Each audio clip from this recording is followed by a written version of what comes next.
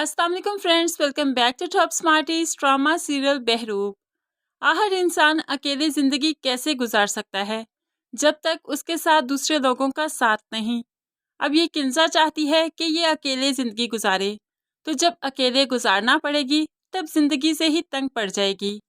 आज तो किंजा की खुशी का ठिकाना ही नहीं कि घर उसके नाम पर है तो कारोबार का 80% उसके हस्बैंड के नाम पर। अब वही शोर जिसको ये खाते में नहीं लाती वही 80% का मालिक निकला।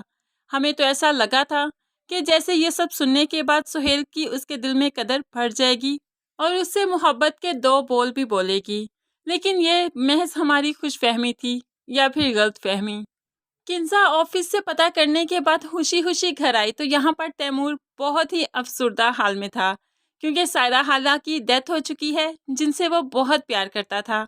लेकिन ज़ारा से शादी टूटने के बाद उनसे कभी भी राब्ता नहीं हुआ, तो आज कब्रिस्तान में उनका जनाजा देखकर दिल दहल सा गया।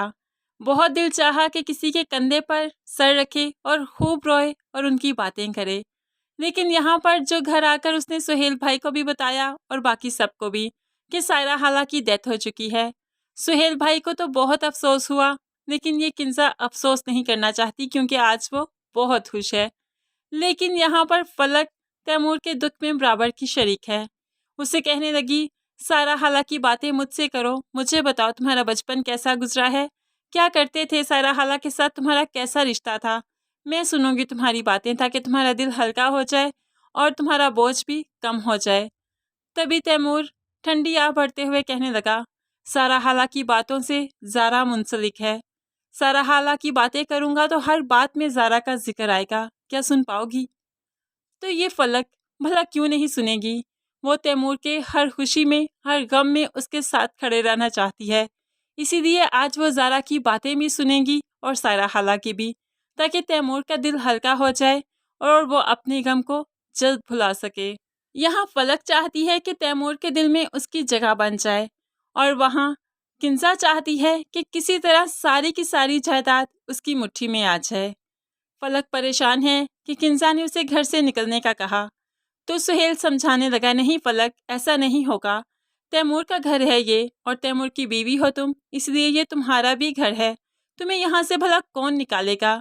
तो किंजा आकर फौरन कहने लगी, मैं निकालूंगी, क्योंकि इस सल्तनत की, इस घर की मैं वाहिद मालिक हूँ, किंजा हूँ मैं, और मैं ही यहाँ की मालिक हूँ। मैं ही डिसाइड करूँगी कौन इस घर में आएगा और कौन नहीं।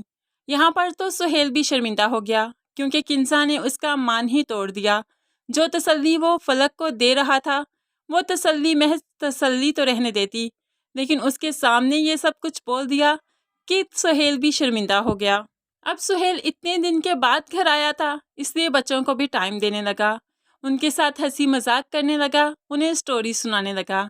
तो ये किंजा यहाँ पर भी अपनी जली भुनी बातें कहने से बाज ना आई और यहाँ पर भी कहने लगी, जिस तरह से आप कर रहे हैं अगर तैमूर आपकी जगह होता तो ऐसे नहीं करता, आपको तो कुछ आता ही नहीं। सुहेल फिर से पजल हो जाता है, भला तैमूर का जिक्र यहाँ पर कैसे आ गया।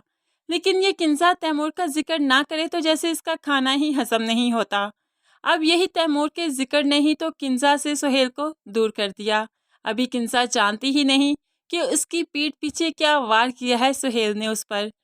वो सिर्फ सोनिया को चाहता है, सोनिया के पास जाना चाहता है, जो कि उसकी अहमियत का उसे अंदाज़ा दिलवाती है और उससे मोहब्बत भी जताती है, बेशक झूठी ही सही, लेकिन उसके सामने तो उसकी ही बनकर रहती है। फ्रेंड्स, आपको क्या लगता है, सिर्फ किंजा ही कसूरवार है या फिर सोनिया भी? क्योंकि सोनिया भी तो धोखा दे रही है सुहेल को, वो उसके साथ ही साथ आसिम के साथ भी रिश्ते में है। आप इस बारे में क्या कहते हैं, ज़रूर कमेंट्स में बताइएगा। मज़ीद वीडियोस के लिए चैनल को सब्सक्राइब करके साथ ही बेल का नोटिफिकेशन ज़रूर प्रेस कर दें ताकि आने वाली हर वीडियो आप बहुत आसानी से देख सकें। अल्लाह हाफिज़।